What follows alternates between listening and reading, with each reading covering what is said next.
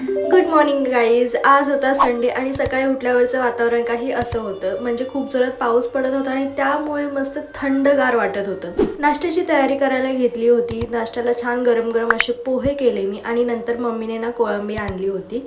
आणि जेव्हापासून मी कोळंबी बनवायला शिकली ना तेव्हापासून मम्मी मलाच बनवायला सांगते. असो, आता तिच्यासमोर तरी काय बोलणार. मसाल्याची तयारी केली, घरातलं थोडंसं काम केलं साफसफाईचं, आणि मग माझं हे जे टेबलवरचा जो पसारा होता तो सगळा मी आवरला आणि परत मग हे सगळं सेट केलं. आणि मी जसं तुम्हाला सांगितलं की आता थोड्या वेळपूर्वी बाहेर पाऊस पडत होता आणि आता 2 तास नंतरचा हा सीन आहे.